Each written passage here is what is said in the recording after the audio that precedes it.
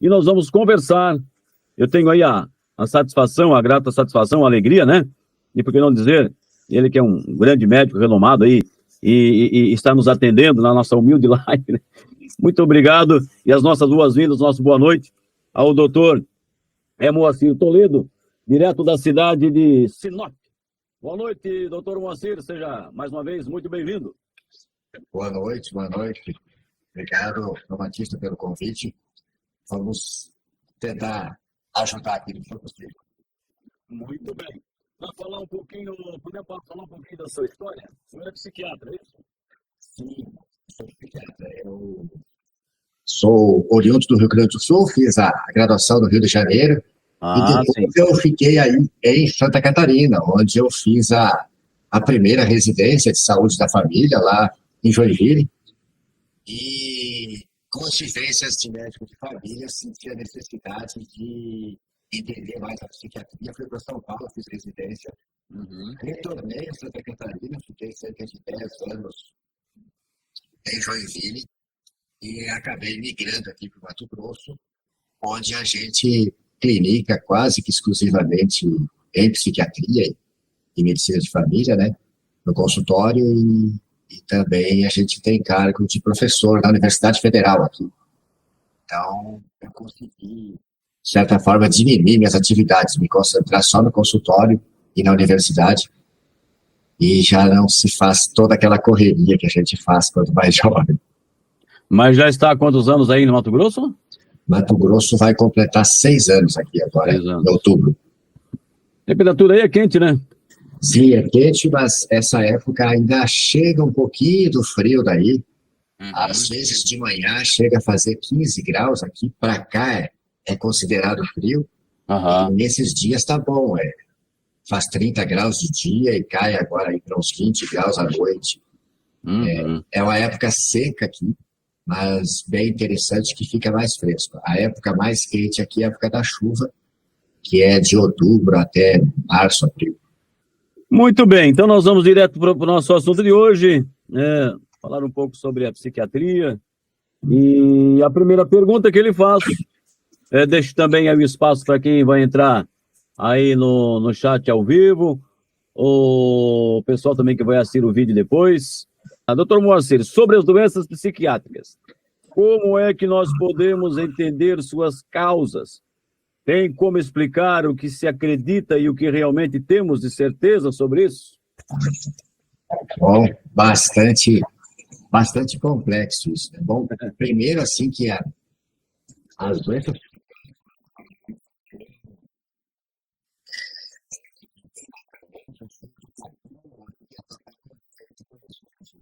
A gente não tem um completo entendimento de como acontece, por que acontecem essas doenças.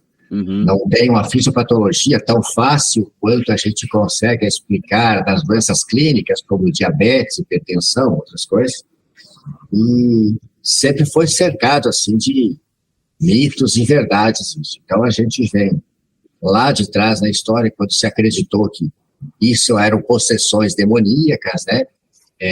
Não se tinha tratamento, muitas pessoas dessas foram até exterminadas, né? Existia o náufrago dos loucos, né? Que eram jogados em alto mar, até que surgiu os hospitais psiquiátricos e eram tratamentos praticamente de isolar, segregar esse paciente da comunidade, porque só em 1950, é bem recente isso, 80 anos, nem 80 anos atrás, que chegou as medicações psiquiátricas primeiras com efeito terapêutico notório, né, que foram os antipsicóticos que trataram a esquizofrenia.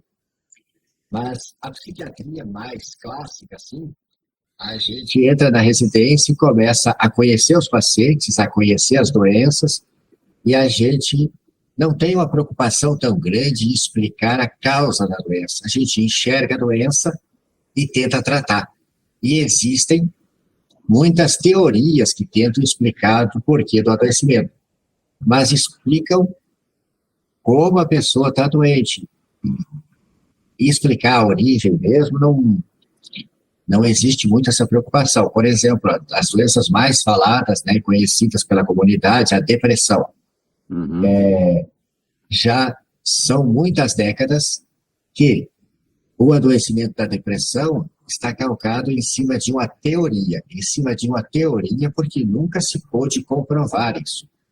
A teoria de que a gente cerebralmente teria uma deficiência de serotonina, que é o neurotransmissor que nos daria a sensação de bem-estar, de felicidade, satisfação. E quase que todo o arsenal terapêutico clássico na psiquiatria está em cima disso, de medicações que tentem manter a serotonina cerebral mais tempo ativa entre um neurônio e outro. Quase todas as medicações se baseiam nisso, mexem na serotonina ou em outros neurotransmissores, tentando dar um alívio sintomático no paciente. Mas se sabe muito pouco por que essa serotonina se torna deficitária lá no intracerebral. E se faz muito pouco em torno disso, né? Mas a gente tem novas coisas, tem crescido o conceito de que o nosso adoecimento mental muitas vezes começa pelos intestinos, que é o órgão responsável de absorver tudo que a gente precisa para viver. Sim. E nós, estando expostos a uma vida muito urbana, algo que o ser humano não está adaptado ainda, comida industrializada, o estresse que é muito maior na atualidade, a gente consegue entender mais por que as pessoas têm feito adoecimento mental. E é claro, assim, que sempre se fala muito do componente genético, né? Existe uma determinação hereditária, se a gente é filho de pais que têm uma doença psicótica, uma esquizofrenia, tende a mais ter a mesma coisa na doença depressiva, mas a gente já entende que o meio é muito importante. Às vezes, aquilo que a gente está interpretando que é genético, muitas vezes é inflamatório. Eu vou ter a genética parecida com meus pais, mas também, muitas vezes, eu estou submetido ao mesmo sistema de vida, aos mesmos hábitos. E se temos a mesma genética, às vezes, a gente vai acabar tendo o mesmo tipo de adoecimento. Tá? Não sei se eu consegui esclarecer. Eu só achei interessante, também interessante, né? Eu não sabia que a parte dos medicamentos ali não são tão antigas assim, né? 1950 para cá, é isso? Sim, em 1950 é que surgiu a primeira medicação eficaz e que está no mercado até hoje. Qual seria ela? O nome genérico é a clorpromazina. Clorpromazina é um antipsicótico. E a psiquiatria, assim, sempre talvez muito mais deixada de lado, né? Porque o adoecimento mental não sangra, não mata na hora. Então, assim, é uma medicação que foi emprestada de outra especialidade. O Ampliquitil foi feito originalmente para ser anestésico geral, porque ele ceda a pessoa. Só que ele tinha um defeito. Na dose para provocar a sedação da pessoa e ser submetida à cirurgia, ele provoca uma queda de pressão muito grande, era problemático isso, mas ele chegou a ser usado. E aí, a observação empírica, a observação clínica, antes de qualquer pesquisa, é que tornou ele uma medicação psiquiátrica. Ao se observar que quando se fazia cirurgia num paciente que tinha sintomas psicóticos, alucinações e delírios, esses pacientes voltavam da cirurgia mais centrados, com uma clareza mental melhor, com controle dos sintomas psicóticos. Aí, então, é que se observou que aquela medicação, usada em menor dose e até por via oral, tinha um potencial antipsicótico. E aí ela passou a ser usada, e isso é descrito como modificou drasticamente o curso da esquizofrenia. Muitas pessoas que estavam anos e anos segregadas no hospital psiquiátrico puderam ter alta, voltar para a família, mas, como nem tudo são flores, né? há pacientes que não conseguem responder e tiveram que ser mantidos internados. Até hoje, que nós temos um arsenal muito maior, surgiram muitas outras medicações, não são todos os pacientes que respondem. Tem pacientes que, apesar de bem medicados, infelizmente, a gente não tem uma resposta muito boa. E para você ter uma ideia, os antipsicóticos que tratam as doenças mentais mais graves, as doenças que causam alienação mental, né, que era conhecido no linguajar popular como a loucura, eles surgiram lá na década de 50. Mas os antidepressivos são bem mais novos. Os antidepressivos são em 1980, a fluoxetina, o primeiro antidepressivo que veio a surgir. Um pouco antes surgiu a amitriptilina, né, os tricíclicos, mas são bem mais novos. Os 50 para 80 são 30 anos, né? Uhum. E os transtornos de ansiedade e depressão sempre existiram, né? Talvez em menor incidência que atualmente, mas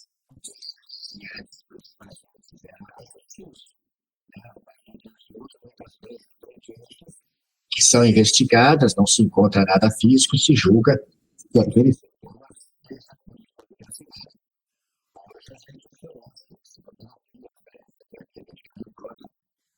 antidepressivos, é preciso frisar que a gente usa antidepressivos para tratar também os distúrbios de ansiedade.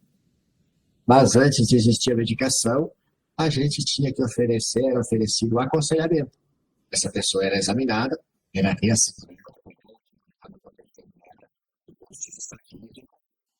e sempre que ela precisasse ser reexaminada, a gente ia assistir, mas não tinha uma terapia mais específica. Um pouco antes de surgir os antidepressivos, já se tinha os ansiolíticos, né? O famoso remédio de tarja preta, chamado os benzodiazepínicos, que aliviam sintomas de ansiedade, que aliviam alguns sintomas da depressão, mas eles têm o problema de causar independência, muitas vezes. Contudo, veja só como são as coisas. A indústria farmacêutica que os fabricava, até surgir os antidepressivos, eles sustentavam que os ansiolíticos benzodiazepínicos de ação longa não causariam dependência. Mas assim que eles lançaram os antidepressivos, como a fluoxetina, eles mesmos passaram a admitir que os benzodiazepínicos causavam dependência e que a gente deveria investir em usar a longo prazo os antidepressivos. Porque, evidentemente, os antidepressivos vieram com o preço mais vantajoso para eles. Aí a indústria tem esse modus operandi. A partir de que ela lança um remédio novo, com patente, mais caro, ela própria começa a bater, a denegrir o remédio mais velho, numa propaganda bem notória, tentando direcionar a receita do médico para o medicamento mais lucrativo. Existe essa nuance. Claro, há exceções. Muitas vezes tem medicações mais novas que vêm fabulosamente melhor e acaba suplantando a medicação antiga. Mas, na verdade, na psiquiatria, a gente tem essa nuance de o medicamento antipsicótico, por exemplo, que eu estava falando, a clorpromazina foi o primeiro, depois veio o haloperidol. O haloperidol é descrito na literatura como antigo, que a gente deve preferir os novos, tudo. Porém, sempre está lá no parágrafo, no rodapé ou na prática clínica da gente, quando o bicho pega, quando o paciente está grave, quando a gente precisa realmente conter os sintomas graves do paciente, em quem é que a gente lança a mão? No velho haloperidol. Ele é que sempre nos resolve as emergências, mas ele é muito batido pela indústria, porque ele é muito antigo, é muito barato, e a tendência deles é escreverem na literatura que a gente deve receitar os novos antipsicóticos, que custa centenas de vezes maior. Não é que seja 10 vezes maior. Alguns são centenas de vezes mais caros. quando o pai tem esquizofrenia, você falava aí sobre problema de genética, né? Há uma probabilidade do filho ou da filha também ter, doutor? Ah, sim, a esquizofrenia é uma doença, assim, que quando pai ou mãe tem esquizofrenia, chega a uma chance de 50%. Então, lógico que isso pode não se repetir em todas as famílias, mas vamos pensar assim, tem um caso de esquizofrenia nos genitores, os filhos, é muita chance para, desses quatro, dois fazerem a esquizofrenia também. Uhum. Esquizofrenia e doença bipolar do humor, que é uma doença do humor, se repete muito. Acontece muito de se repetir. E é uma doença, assim, que a gente consegue atribuir muito poucas causas externas.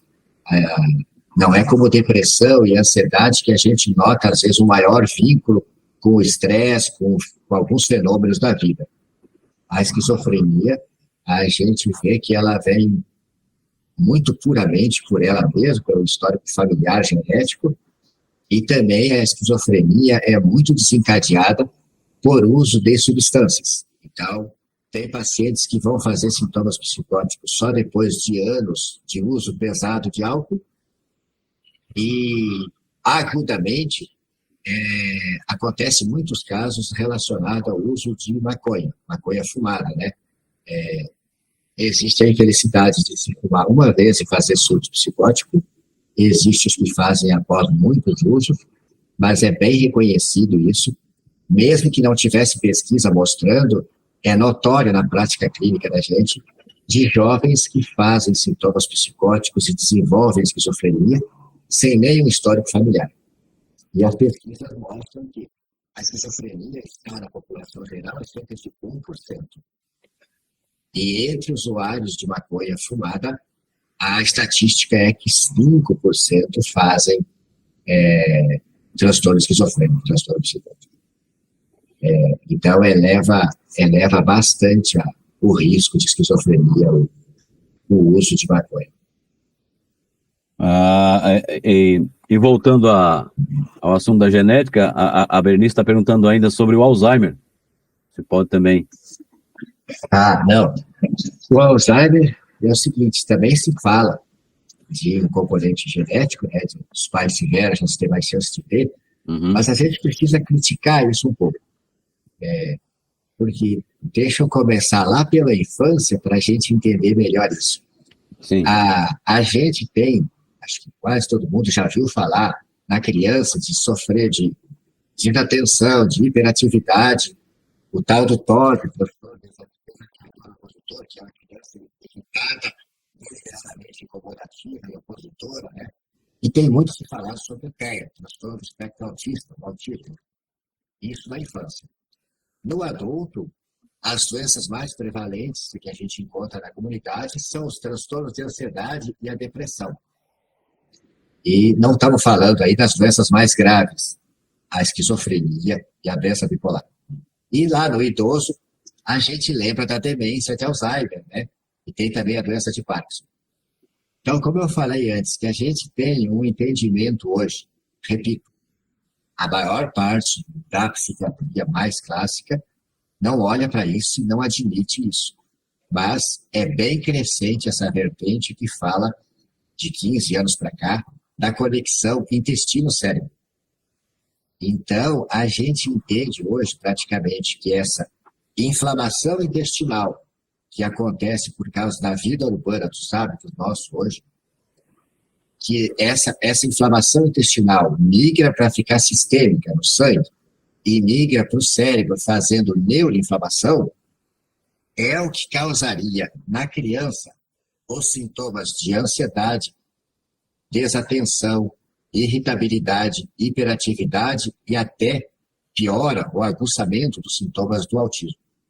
No adulto, transtornos de ansiedade, transtorno depressivo, essas doenças a gente coloca entendendo como sendo manifestações neuropsiquiátricas da neuroinflamação, que começa lá no intestino. E depois que a gente está 50, 60 anos neuroinflamado, a gente já faz lesão física dos neurônios. Faz lesão física de axônios e a gente vai apresentar o Parkinson e a demência de Alzheimer. Inclusive, a demência de Alzheimer, se sabe agora que ela tem um componente metabólico muito grande relacionado ao diabetes ou à hiperglicemia. Porque as células do sistema nervoso central, tanto as células, os neurônios, quanto as outras células, porque a gente tem outras células no cérebro com função de sustentação, de proteção dos neurônios, de nutrição dos neurônios. Essas células, elas precisam de muita glicose. E a glicose, através da ação da insulina em todo o corpo, ela tem que ter uma espécie de permissão da insulina. A insulina tem que abrir a porta para a glicose entrar na célula, exceto no cérebro. O neurônio tem mais, a glicose tem mais trânsito livre. E aí uma pessoa que vive mais em estado hiperglicêmico, com a glicose alta, com diabetes descompensado, ou até com aquele quadro chamado pré-diabetes, aquele paciente que está ali sempre perto do diabetes, mas não chega, esse paciente vive sobre uma toxicidade maior dos neurônios, porque ao entrar muita glicose nos neurônios, o metabolismo fica mais tóxico, sobra mais radicais livres, mais acidez, e isso lesa mais os neurônios. Então, já há quem fale assim que a doença de Alzheimer seria o diabetes tipo 3. O diabetes tipo 1 é o diabetes que geralmente se instala abruptamente em criança e a pessoa não tem insulina nenhuma, tem que tomar insulina. O diabetes tipo 2 era chamado, 30 anos atrás, diabetes do idoso, que nasce de uma descompensação da gente comer muito carboidrato, sobra muita glicose no sangue, e a insulina, o pâncreas fabrica um monte de insulina, mas como a pessoa vai ganhando peso, aparece um fenômeno chamado resistência à insulina. O paciente tem muita insulina circulando, mas ela não consegue agir, e aí a glicose fica no sangue. Esse é o diabetes tipo 2 ou do idoso, há 30, 20 anos atrás. Agora, com esse excesso de carboidrato, com essa oferta de amido refinado que nós temos graçando na indústria alimentícia, a gente está fazendo o diagnóstico de diabetes tipo 2 em rapazes de 25, 30 anos, e não raro a gente encontra adolescentes já preenchendo os critérios para diabetes tipo 2. E o Alzheimer seria chamado de diabetes tipo 3, porque a hiperglicemia estaria muito envolvida nessa lesão de neurônios, fazendo essa doença lá adiante. Então, assim, é fato, a gente, com certeza, sempre que encontra um quadro demencial no idoso, a gente já tenta conversar com esse familiar que está trazendo, que ele precisa compensar o estado clínico dele da forma mais otimizada possível, para ele também não caminhar para essa doença, para o Alzheimer. Muito bem. Doutor Moacir, voltando só um pouquinho lá naquela pergunta que a Berenice fez a respeito ela fez a respeito do Alzheimer e da esquizofrenia, né? Na questão da genética, né? Você falava aí que um casal que tem 4 filhos, é provável que 2 possam desenvolver a doença, né? Com a chance de cerca de 50%, né? Certo. E tem como prevenir? Prevenir a esquizofrenia? Já que meu pai teve, que cuidado eu devo ter? Isso é uma coisa... Como? O que a gente tem de prevenção? Lógico, quando a gente vai num congresso e a indústria está por trás financiando, a doença mental é uma coisa tão ruim, tão estigmatizante, que veja só. Mesmo quando uma família percebe que seu adolescente em casa adoeceu, delirou, alucinou, se desorganizou, tiveram que tirar ele do forro de casa com os bombeiros, porque ele estava acreditando que existia uma perseguição contra ele, e ele foi se esconder com medo da polícia Interpol lá no forro de casa. Meu Deus.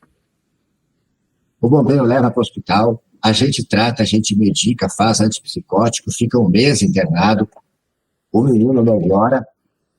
Quando ele está livre dos sintomas psicóticos, esse menino tem a indicação formal de manter o antipsicótico, de manter o remédio. A gente não vai falar, antes de 2 a 3 anos, sem repetir o surto psicótico, da gente retirar essa medicação. E você sabe o que acontece com pelo menos 80% dos casos? Depois que está 2 meses bom, que voltou a alguma funcionalidade, ou que mesmo a gente nota que depois do surto psicótico, a maior parte dos pacientes volta para um nível de funcionamento menor. Tu sabe o que 80% das pessoas, das famílias fazem? Eu não vou dar mais esse remédio. Eu vou parar. Eu prefiro acreditar que o que aconteceu com ele foi um espírito ruim que baixou nele e fez tudo aquilo. Agora ele está tão bom. E aí retira e vem um novo surto psicótico. E aí a cada surto psicótico o paciente está mais deteriorado. E aí sobre prevenção. Quando a gente vai nos congressos, a indústria promove palestras falando em a gente começar antipsicótico em jovens que teriam comportamentos mais esquisitos. Eles tentam mapear certos comportamentos que seriam prodrômicos, que dariam sinais que a pessoa faria um surto psicótico na infância, na adolescência, ou adulto jovem. Eu considero isso muito utópico, porque vê que eu te disse que quase todas as famílias que a gente entra com antipsicótico, que viram o filho adoecer, viram nitidamente doente, quando a gente dá sorte do antipsicótico controlar rápido os sintomas, as famílias ficam muito convidadas a abandonar o tratamento. Então, como que você vai pensar que alguma família vai topar começar antipsicótico para o seu filho só porque o pai ou a mãe tem e porque esse menino tem um comportamento meio estranho, meio alheio às relações sociais, faz umas conversas estranhas lá, tipo assim, eu não gosto desses vizinhos, eu vou fazer uma simpatia, uma reza para ver se eles se mudam daqui. Já é uma conversa estranha. O sujeito já acredita que uma simpatia, que uma reza, vai ser capaz de afastar aqueles vizinhos que ele não gosta. Enquanto não ficar completamente doente mentalmente, as pessoas não aceitam se tratar do espectro das coisas da psiquiatria. E aí o que mais tem de prevenção? Lembra que eu falei que o uso pesado de álcool, qualquer quantidade de uso de maconha, uso pesado de cocaína e crack, adoram desenvolver sintomas psicóticos? O que eu faço? Sempre que aparece alguém trazendo genitores com doença psicótica no consultório, eu falo, vocês, nem que não queiram, vocês têm que ser careta. Vocês têm que lembrar que vocês têm ancestral com doença psicótica. Então, vocês nem de brincadeira podem dar o tal do tapinha na maconha, tapinha na cheirada lá, porque vocês têm um risco muito maior do que eu, que não tenho ninguém de psicótico na família, etc. e tal. Então, eu considero prevenção isso. Você afastar qualquer desses agentes que podem desencadear sintomas psicóticos. Mas a gente não tem nada, por exemplo, na esquizofrenia, dizendo assim que alguém muito estressado, ou nível de pobreza, ou baixa muscularidade aumente o risco. É uma doença absolutamente democrática. A gente só vê mais pessoas pobres com esquizofrenia, porque existem mais pobres, infelizmente, e se por acaso alguém é bem abastado, é bem provido, se fizer esquizofrenia, vai ficar pobre, porque é uma doença disfuncional, uma doença que causa disfuncionalidade para a pessoa. Então, o que ela às vezes adquiriu, se alguém começou a esquizofrenia mais tarde, aí com 25, 30 anos, que o mais comum é começar em torno dos 20 anos, essa pessoa, infelizmente, vai perder tudo que tem, vai ficar paupérrimo. Se a família não enxergar isso logo, interditar ele para proteger os bens que tem, para tomar conta dele, a esquizofrenia, muitas pessoas não sabem disso, né, mas o paciente de esquizofrenia que não tem família para tomar conta, ele se torna mendigo. Aliás, o verdadeiro mendigo é o paciente de esquizofrenia que não tem família para tomar conta. Que aí fica em situação de rua, e como a esquizofrenia é uma doença que causa perda da vontade, perda da capacidade de sonhar, de planejar e executar as suas coisas, o paciente sem família para tomar conta, para dizer, entra para tomar banho, fulano toma teu remédio, fulano entra aqui, vamos jantar, fulano, hoje é sábado, hoje é dia de tomar banho, nós temos que fazer teu banho, fulano. O paciente sem cuidado, ficando na rua, o paciente de esquizofrenia, o mendigo, qual é ele? É aquela pessoa que se move só para suprir as necessidades básicas da vida. Ou seja, se ele estiver deitado num papelão e sentir vontade de urinar, ele só encosta numa parede e faz xixi. Se ele tiver fome, ele pede uma comida. Se alguém der 2 marmitas para ele, ele não tem capacidade de comer uma marmita no almoço e guardar a outra para janta. Ele joga fora, dá para o cachorro. E de noite ele está sem comida de novo. Então, a esquizofrenia faz isso. Faz o sujeito perder toda a capacidade de planejar e executar suas coisas. E como às vezes é uma pessoa jovem e tem os 4 membros inteiros, está forte, uma parte das pessoas olham para o portador de esquizofrenia e pensam que é um preguiçoso. Não está sangrando, não está inchado, não está deformado. Muito bem, olha a hora passa rápido. 21h06. A nossa live no canal Batistão, que nessa noite de quinta-feira, pessoal com saúde, né? Estamos conversando com o Dr. Moacir Toledo, direto da cidade de Sinop, no Mato Grosso. E o assunto, claro, psiquiatria. Dr. Moacir, nós falávamos sobre... Você falava aí um pouquinho antes sobre os medicamentos, que a pessoa tem um surto, e depois é tratada, a pessoa volta, né, a um certo nível, digamos até normal mesmo, e depois acaba não parando com o medicamento e volta a ter um novo surto. Mas e naqueles casos, doutor, que a pessoa não volta mais? O que acontece no cérebro que a pessoa não volta mais do surto? Bom, então estamos pensando aí em esquizofrenia, né? O que é descrito? Mais ou menos, né? Que de cada 4 jovens que surtam, que fazem um quadro psicótico bem típico, a literatura fala que 1/4, né, 25%, vai ser tratado, vai ter perdas mínimas e não vai voltar a fazer surto. Agora eu te falo o seguinte, esse paciente, eu atendi algum? Não lembro, não sei. Porque se o paciente fica bom, ele não volta mais.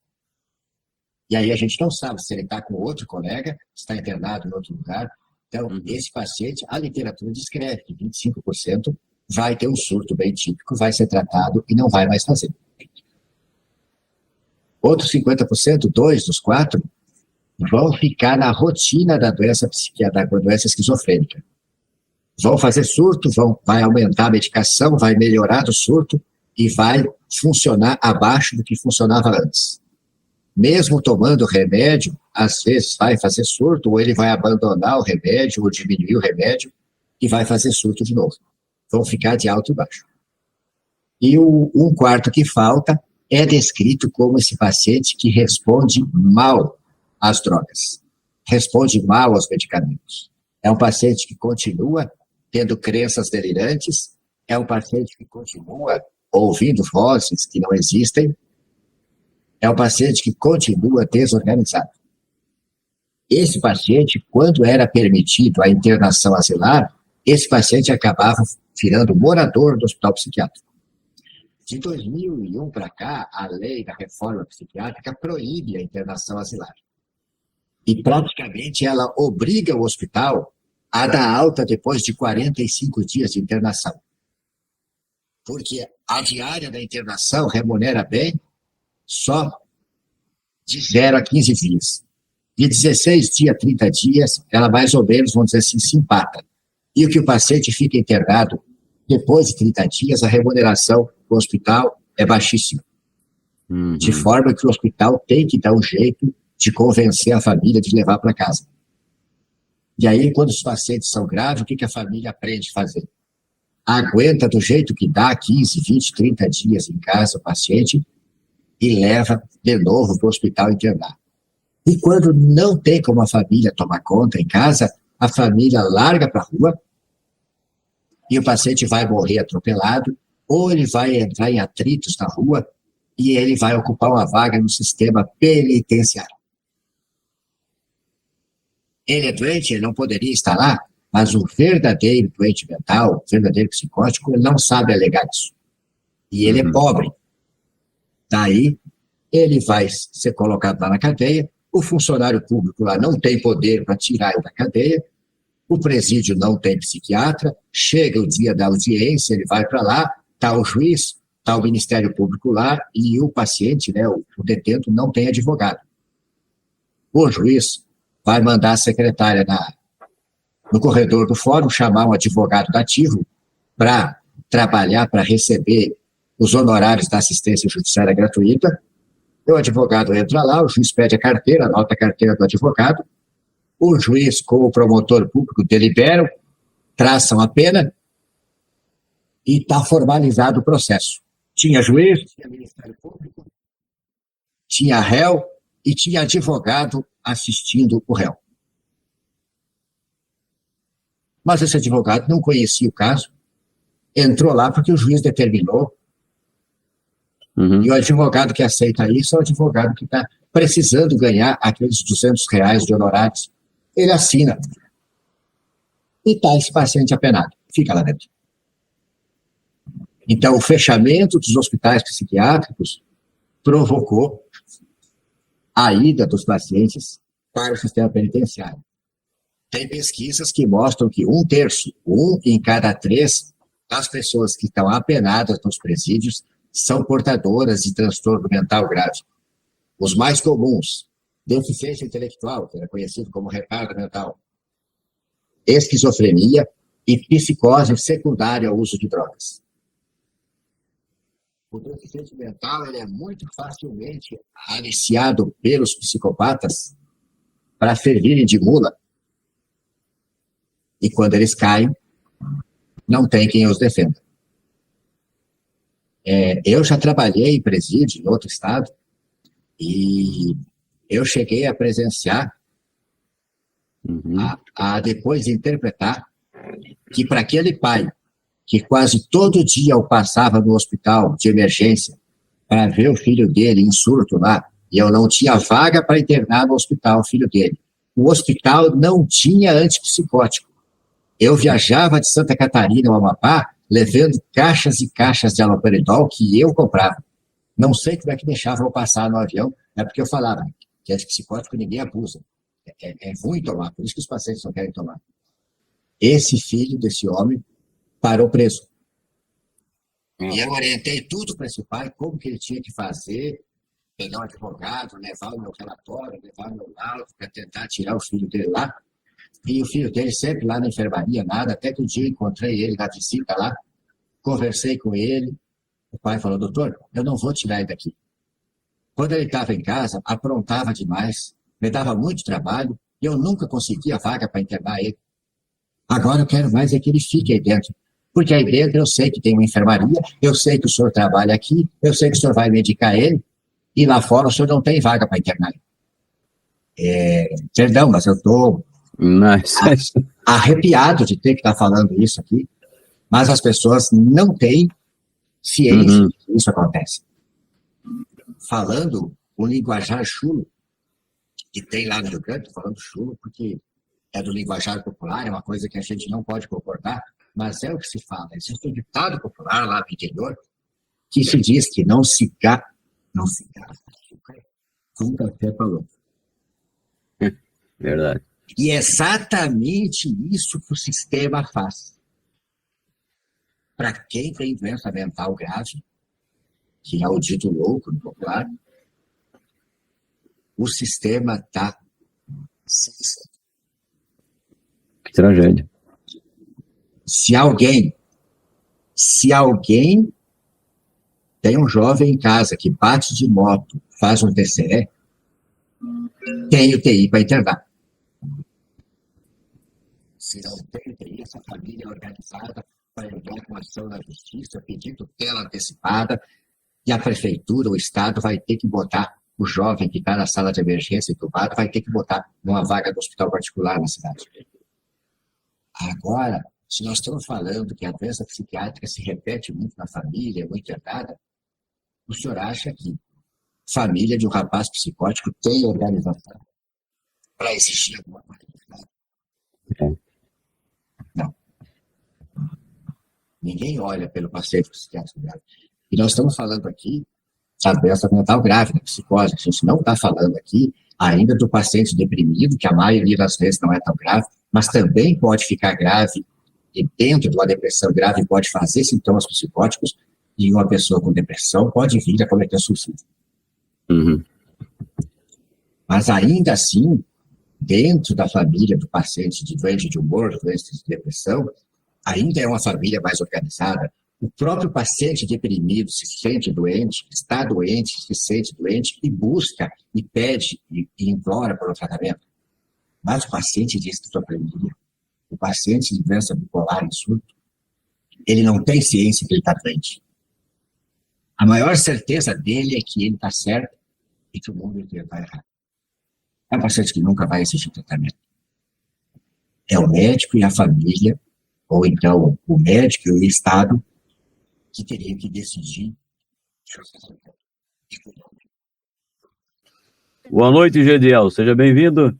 Ele está fazendo uma pergunta aqui, não sei se se refere a algumas... Ah, sim. Ele está se referindo às vitaminas para o cérebro nas farmácias. Ele está perguntando ao doutor se vale a pena. Vamos lá. Até foi bom vir essa pergunta do rapaz aí, porque talvez amenize um pouco. Eu peço desculpa, porque acho que eu fico tão indignado com o descaso com a doença mental grave que a gente não segura às vezes. Mas aí, essa pergunta propicia a gente falar de coisas melhores.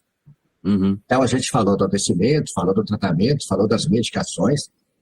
As medicações são muito importantes, mas elas trazem um alívio sintomático apenas para a doença. Para a gente se corrigir, entre aspas, se curar da doença mental, a gente precisa corrigir tudo que estava ruim na vida da gente.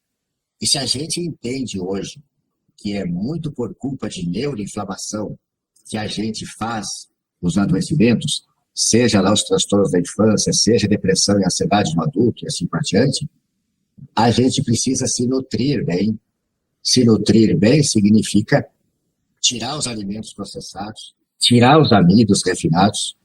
A gente sabe que tem alimentos que são tidos como santos da comunidade, como o leite, os laticínios e a farinha de trigo. São os principais alimentos para causar a inflamação intestinal e a neuroinflamação. E o intestino estando inflamado, a gente não absorve mais os nutrientes. Então, é corriqueiro a gente avaliar esses pacientes laboratorialmente e clinicamente e o laboratório mostrar que eles estão com a vitamina B12 lá embaixo, que eles têm vitamina D lá embaixo, que eles têm as provas inflamatórias de homocisteína, PCR, altas, que era para ser negativo, ferritina lá embaixo, ou seja, reserva de ferro lá embaixo. Então, assim, eu faço parte de um time que eu aposto muito menos nas medicações, eu uso as medicações clássicas, mas eu faço questão de pensar os pacientes daquilo. É só para dar uma resolução sintomática e que a gente precisa otimizar o estilo de vida. Como? Tirando os alimentos inflamatórios, aprendendo a dormir cedo no escuro, fazer atividade física regular e vigorosa e suplementar. A gente lida muito com suplementação. Otimizar o ferro do paciente, otimizar a B12, ver as deficiências hormonais de tireoide. Você não imagina a quantidade de mulheres que faz depressão só a partir da menopausa. É claro que isso não é depressão. A depressão é uma doença que começa cedo na vida e é recorrente, tem altos e baixos. Uhum. Pense assim, uma mulher de 50 anos hoje, que lá atrás se casou, que conquistou o mercado de trabalho, que criou filho, que se formou, aí agora com 50 anos para de menstruar, fica deprimida. Isso não é depressão. Isso é o déficit hormonal da menopausa. E a indústria farmacêutica conseguiu colocar medo do médico de fazer a reposição hormonal, porque fez uma confusão. Misturou substituição hormonal com reposição hormonal. O que a gente tinha até o ano 2000 não era reposição hormonal, era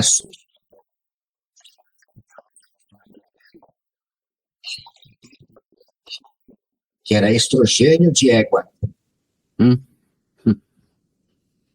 Agora não, agora tem hormônio bioidêntico, igual da mulher.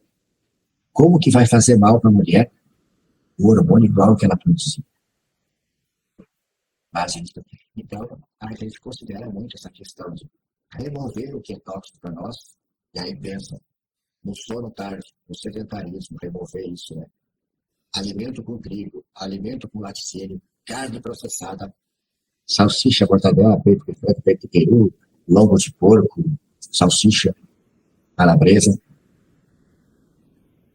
e ajustar. A gente tem a nossa bioquímica o mais ajustada possível, como era o nosso perfil lá antes dos 30 anos.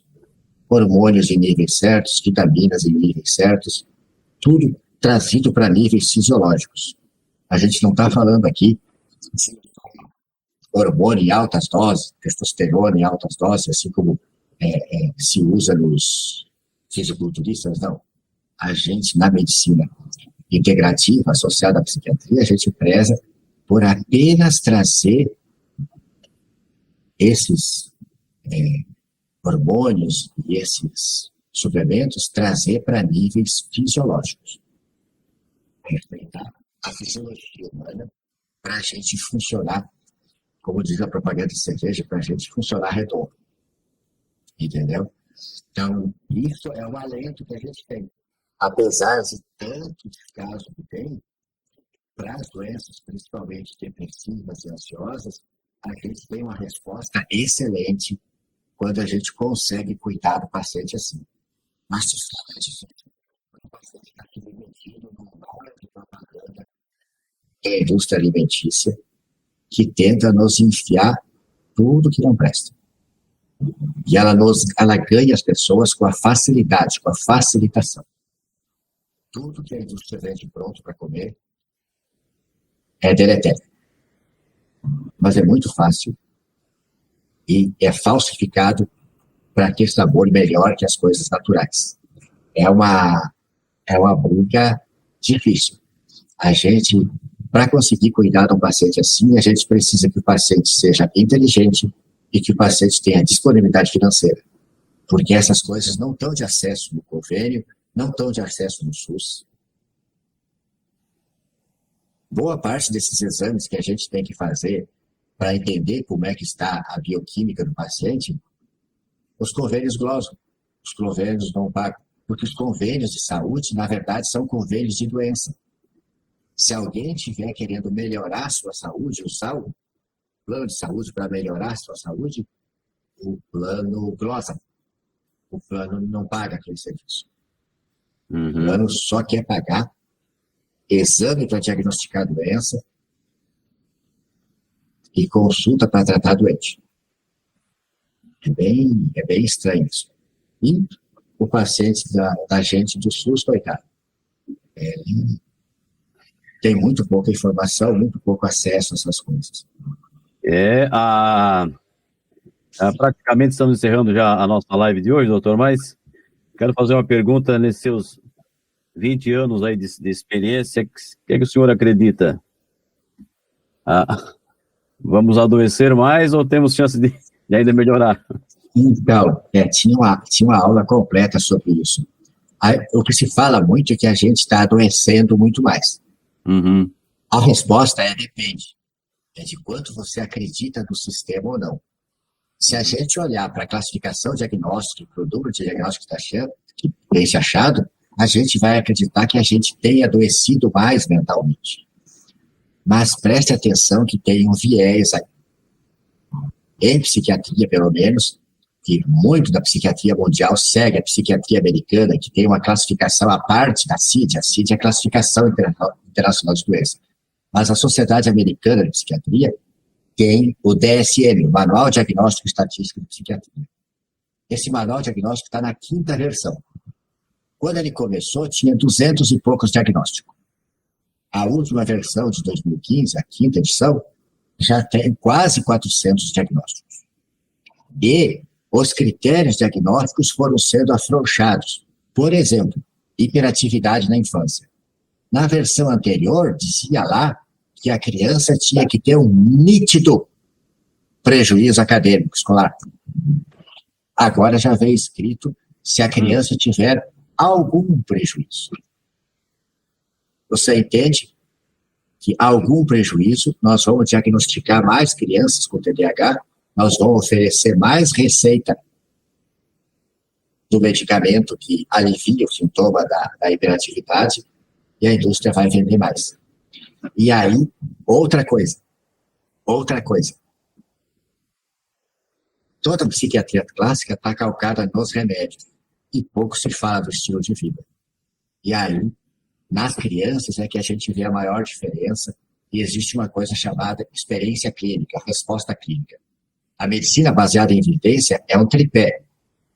É o que tem de conhecimento científico, ensaio clínico disponível, a experiência clínica do médico, mais o desejo do paciente. E na experiência clínica que a gente nota, muita criança que já passou em N médicos e ninguém resolveu o problema comportamental de hiperatividade, agitação, desatenção daquela criança. A criança está com 8 anos e a mãe fala que não pode mais com a vida do moleque. Aí é a hora que essa família encontra uma nutricionista do ramo funcional que arruma a alimentação dessa criança e a família que passou por ele, médico, já está desesperada.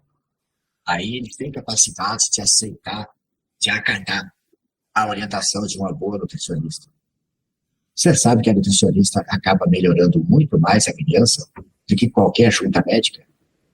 Tanto que eu falo hoje para as famílias, se você não tem orçamento para estar pagando psiquiatra, neuro, procura uma nutricionista funcional e investe nela. Vai fazer mais. A hora que essas crianças, as famílias conseguem tirar das telas, botar a dormir cedo, botar a fazer atividade física, retira leite e derivados, retira a farinha de trigo e retira... Essas crianças melhoram de comportamento vertiginosamente, porque elas estão literalmente inflamadas do intestino e essa inflamação está indo para o encéfalo fazendo neuroinflamação. Então, nesse aspecto, eu digo que a gente não está adoecendo mais mentalmente.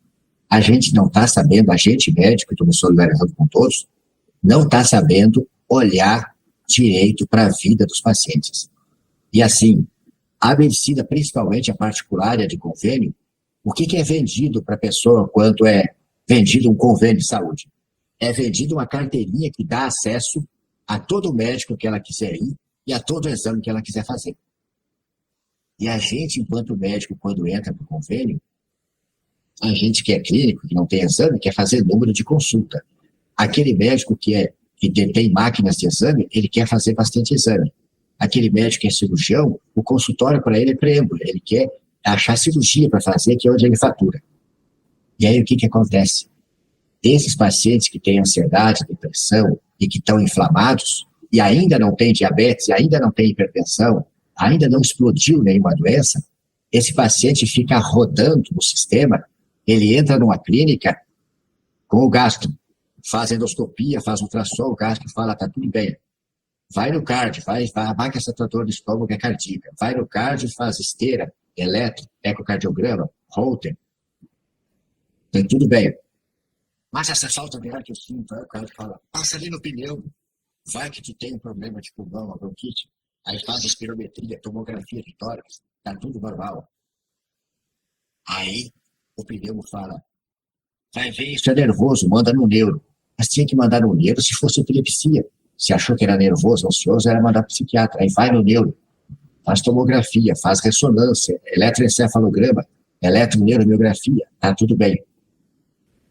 E ninguém olha esse paciente que ele está com sobrepeso, ele dorme mal, só come industrializado, não tem atividade física.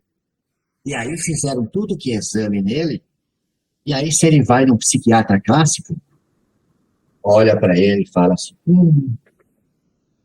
já rodou no gastro, no cardio, no neuro, no pneumo, e os exames estão tudo normais, tudo dentro do valor de referência, é hipocondríaco.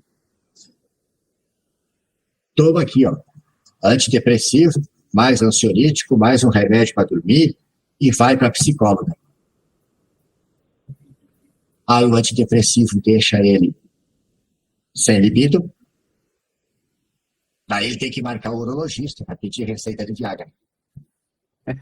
E o circuito está fechado. E ninguém olha que esse cara só come industrializado, não faz atividade física, para aliviar o estresse, mete a cervejinha. E o que ia melhorar as pessoas? Então, parte do adoecimento mental que tanto se propaga hoje, eu acho que é falha clínica nossa. É falta da gente se empoderar e tentar mexer mais na vida do paciente. Parece que está todo mundo só querendo faturar consulta, faturar o exame e entendeu tudo normal. Vai para o psiquiatra. Você entendeu? Não é? Às vezes as pessoas que não têm contato com o serviço de saúde não conseguem perceber isso. Mas acontece todo tipo de coisa. Eu estou falando assim de uma coisa mais difícil, que é a gente mexer na vida do paciente, a gente notar que aquele paciente ainda não tem critérios para diabetes, ainda não tem critérios para hipertensão, mas que aquele paciente está inflamado, aquele paciente está adoecendo. Ninguém fica doente de uma doença crônica de um dia para o outro. Para o sujeito chegar no diabetes, existe uma construção de 15 anos de sobrepeso, de ir aumentando a insulina. A glicemia de jejum continua bem muito tempo, mas a insulina está aumentando anos antes. Mas 90% dos médicos pedem só a glicose. Aí qualquer paciente faz dieta de véspera, na manhã seguinte a glicose de jejum está boa. Sim. Aí o paciente se engana, acha que está tudo bem, continua comendo daquele jeito. Tudo bem? Vou admitir, mesmo a gente colhendo a insulina, mostrando que a insulina está alta, que a hemoglobina glicada está levantando, e a glicemia está boa só porque o pâncreas dele está dando conta com tudo aquilo de insulina, 50% dos pacientes não vão acreditar nisso. Porque é gostoso demais terminar o expediente e ir lá comer uma batata frita com a cervejinha. É gostoso. Aí o cara não vai acreditar no médico. Mas pelo menos a gente já fez o dever de casa, a gente já avisou ele que aquilo ia acontecer. Agora ele está com 35. Quando chegar aos 50, o diabetes vai chegar. Aí talvez ele lembre, aquele médico lá me alertou que eu precisava ter mudado. Que em 10 a 15 anos o diabetes ia chegar. Chegou. Mas as pessoas estão doutrinadas a acreditar que é inevitável. Que você tem que fazer toda o escarcéu, toda a arruaça enquanto é jovem, porque com 50 não adianta. Você vai estar obeso, hipertenso, diabético, dislipêmico e vai ter que tomar meia dúzia de remédio. É o que está sendo construído para as pessoas acreditarem nisso. Mas é bem perfeitamente possível a gente não ter as doenças crônicas típicas da idade e a gente prevenir em psiquiatria. Acho que o estilo de vida dito saudável é muito mais importante até que para a cardiologia, contra as cardiopatias. Porque se a alimentação errada, a rotina ruim, adoece uma criança que está em tenra idade, como é que não vai adoecer quem está mais velho, ficando sem hormônio, ficando desajustado? Lógico. Pois é, doutor Moacir, já são 21h37, mais ou menos estamos estourando já o nosso tempo, mas eu não vou deixar aqui um internauta aqui, um participante, identificado como Garagem Alemão Mecânico. Boa noite, João, boa noite, doutor. Ele diz, eu tenho HD fechado bipolaridade. Segundo vários psiquiatras que eu passei, e várias internação, vale mais, ele pede, fale mais sobre a bipolaridade. Então, o alemão aí você tem hipótese diagnóstica, né, de doença bipolar do humor, e ele até já teve de internar, provavelmente esse diagnóstico está certo. Eu estou falando que o problema está certo porque a doença bipolar do humor, a gente tem uma quantidade muito grande de pacientes que vêm com esse diagnóstico e está equivocado. Que existe uma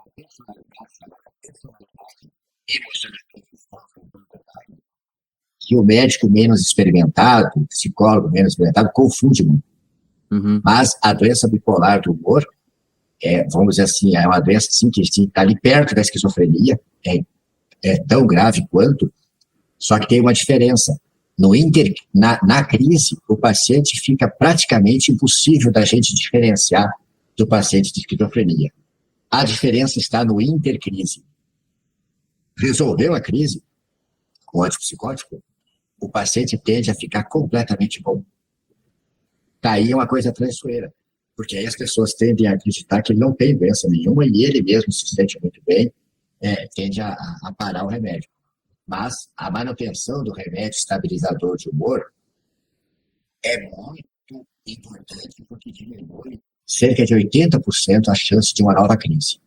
Vê que não diminui 100%, eu posso estar medicado mesmo assim fazer, mas 4 crises em 5 é muito pior do que uma crise em 5 pacientes, né? E a doença bipolar do humor é vital. Manutenção do estabilizador do humor, o principal é o lítio e os outros antiepiléticos, e a outra coisa muito importante, evitar o álcool. Álcool é um gatilho danado para desencadear a doença bipolar. E além disso, como é doença do humor, a gente acredita demais que a questão da dieta não inflamatória, do sono regular, são vitais também para tentar estabilizar. Porque o paciente com doença bipolar que trata a crise e leva o tratamento, a crise ele não se diferencia em nada do paciente esquizofrênico. Por quê? Porque se ele faz uma crise por ano, ele não tem continuidade no trabalho dele, nos projetos dele. A vida conjugal acaba, as posses, os bens que tem, vão embora. Então, assim, a doença bipolar é tão grave quanto, porque se o paciente não conseguir segurar as crises, depois que ele teve 10 crises, a vida, todo mundo já conhece ele como louco, infelizmente, né? Ninguém mais dá crédito para ele. E ele perde todas as oportunidades que tinha.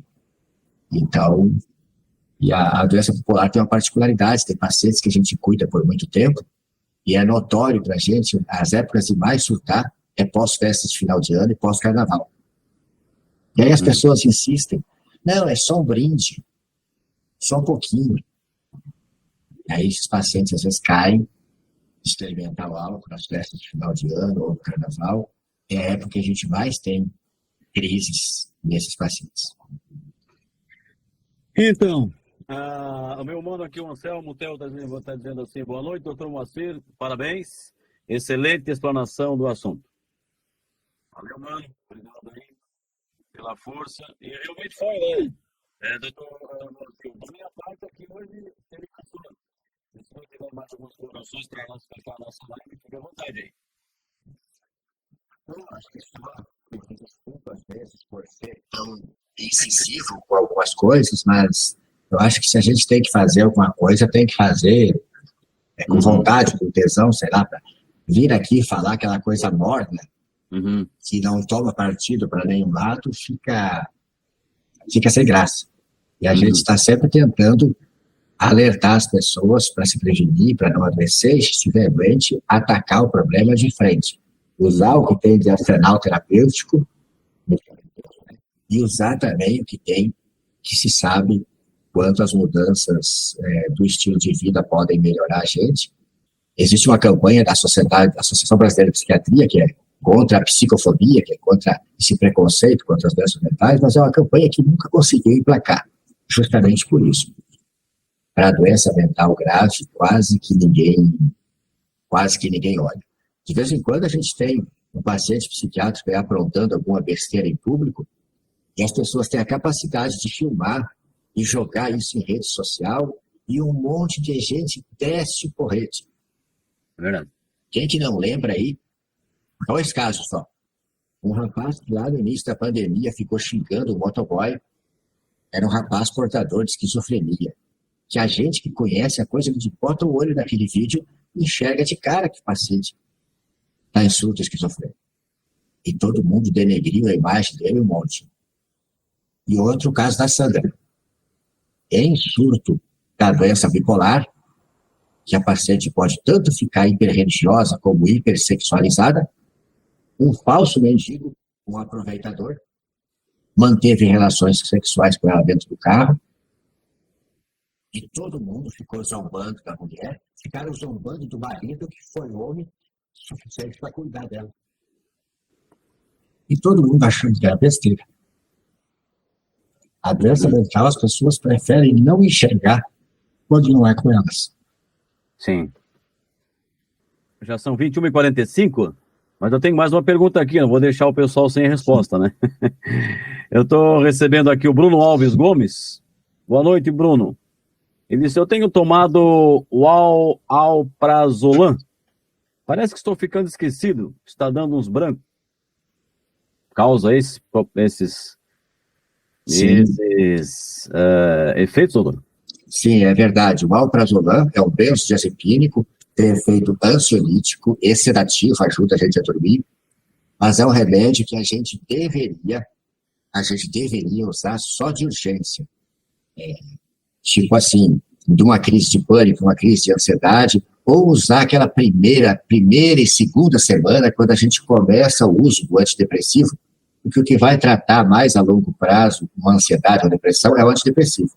Mas às vezes o paciente está tão sintomático que a gente precisa colocar isso. Só que assim, o alprazolam é barato e age na hora, então o paciente toma e sente o benefício. O antidepressivo é mais caro e dá mais efeito colateral. Mexe com o apetite, dá náusea. Lembra que eu falei que mexe com a libido? Então, muitas vezes o paciente não compra, não continua o antidepressivo porque ele não vê resposta na hora. E continua o alprazolam. E médico tem um péssimo vício de querer ser bonzinho. Quem tem que ser bonzinho é psicólogo, que tem que ser acolhedor.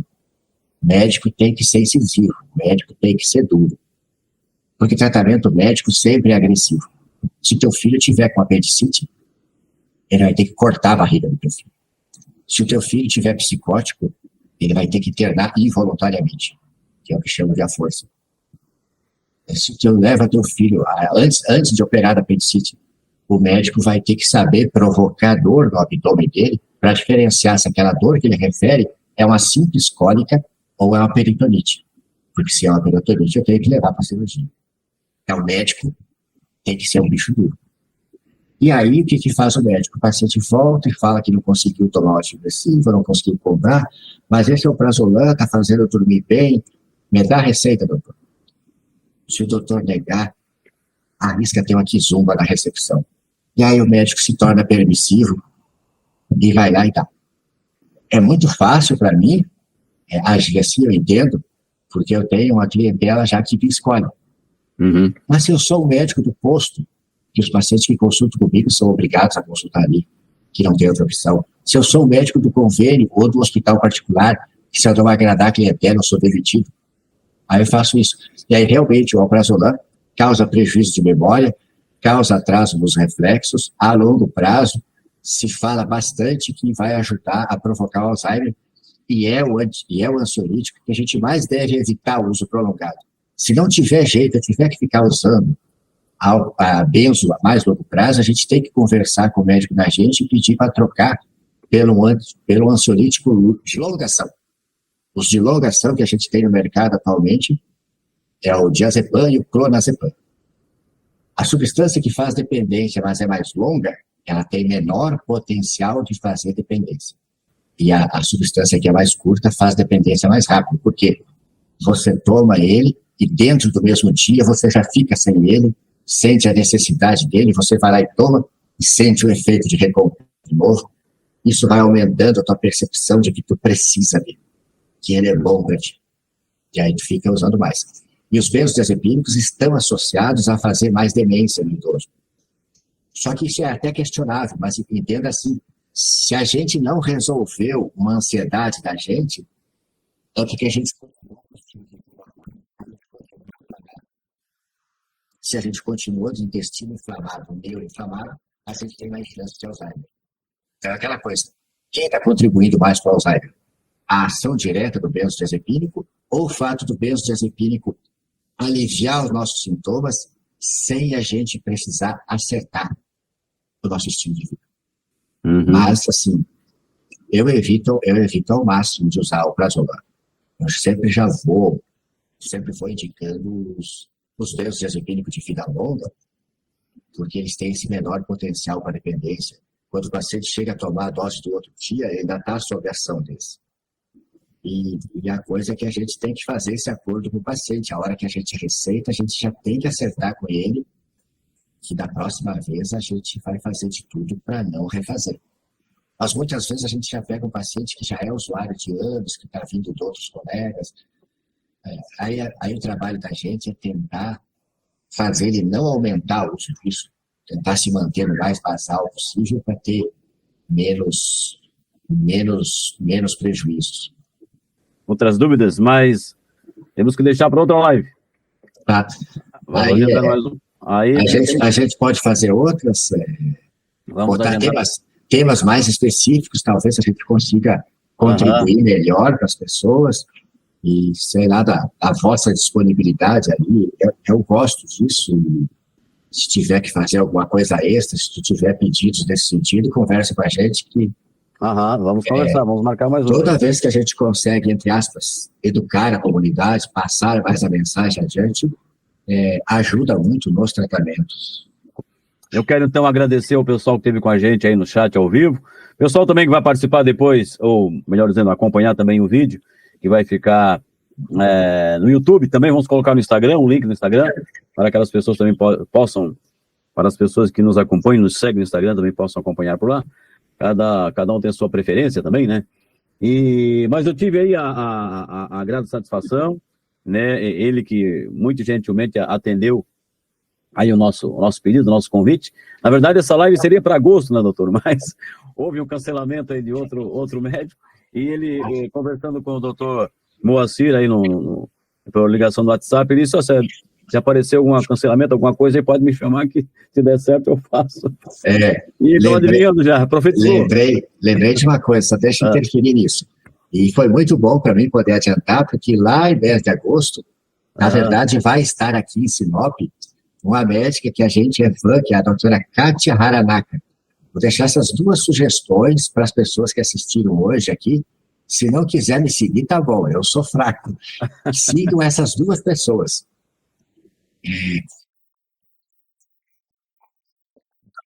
Kátia Haranaka.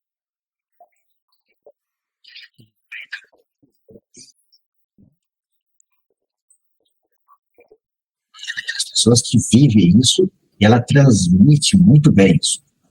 E a outra pessoa, mais pensando especificamente na psiquiatria, que vocês sigam, é aí, catarinense. Eu não conheço pessoalmente, infelizmente, mas as aulas dele são de chorar. Chama Fabrício Assini.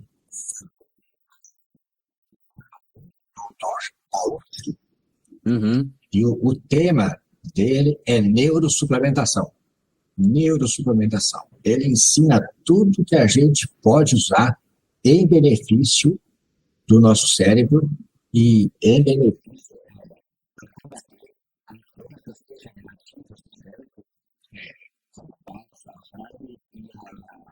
questões psiquiátricas também. São fenomenais. Kátia Haranaka, o farmacêutico Fabrício Assini, com 2 S, e eu não posso deixar de falar também da nutricionista Denise Carreiro. Denise Carreiro, vocês vão achar no YouTube e no Instagram. São pessoas que ensinam demais a gente. Demais. Eu vi até que o senhor se emocionou, né? A gente percebe que é uma pessoa que ama aquilo que faz, né? Isso acontece com profissionais que amam aquilo que faz. Mas você tem o seu Instagram, o pessoal também pode acompanhar muitos vídeos interessantes por lá também, né? Sim, @Toledo Médico. Isso. Então, gente, eu tive então a alegria de conversar com o Dr. Moacir Toledo, a cidade de Sinop, né? No Mato Grosso. Sinop, melhor cidade do mundo. É grande a cidade ou é pequena, médio? Já sei que eu vou morrer. A estatística acho que fala em 140, 150 mil habitantes, mas eu acho que isso é subestimado. Eu acho que quando eu cheguei aqui há 5 anos atrás, eu já tinha 200 mil. E é uma coisa assim de outro mundo. Aqui, se a gente ficar 2 meses sem ir para um bairro, quando passa lá, parece que não conhece mais já. Já se levantou galpões, já se levantou lojas, já se levantou prédios, se levantou novas obras. Cresce demais. Agora está uma certa paragem. De manhã cedo, eu vou correr geralmente antes das 7, no tal do Redondo, que são as rotatórias enormes que tem aqui. E tem uma loja que eu uso muito aqui nas minhas coisas também, a Honda, né? Essa loja sempre, a partir das 6h30, já tem fila de carro esperando para entrar. Mas com essa paragem agora, após esse fenômeno que a gente teve aí depois das eleições, não está mais assim. Mas tem bastante obra. Mas era impressionante o quanto a construção civil aqui parece que não para, a cidade sempre cresce. O agro também é muito forte em Mato Grosso, né? O agro é forte aqui. Meu Deus, eu gostei. Tem mais. Tem uma conhecida sua aqui chegando no finalzinho da live. É a Larissa Orax Coelho. Pessoal lá de Joinville. São os porque ela irmãos que eu tenho lá. Ela chama de Moacir, porque tem um certo conhecimento, né? Então tá, boa noite, Larissa. Obrigado pela participação. Doutor Moacir, um abraço, muito obrigado, mais uma vez. Sucesso cada vez mais na sua carreira aí. Eu que agradeço. E até uma próxima. A gente volta a conversar e marcar mais uma live. Até mais. Boa noite. Valeu, um abração. Gente amiga, então, conversamos com o doutor Moacir, lá do Mato Grosso, psiquiatra. Uma live super interessante. Vai ficar aí no YouTube, no Instagram também, né? Se você puder compartilhar, compartilhe. Se você puder se inscrever no canal, melhor ainda. Deixe o seu like, tudo é muito bom. Tudo ajuda a gente a expandir, a crescer o canal e nos animar, né? Nos dar ânimo para dar continuidade no trabalho. E eu quero lembrar que na segunda-feira a gente volta aí com a live Lei e Direito. Vou conversar com a doutora Cristina.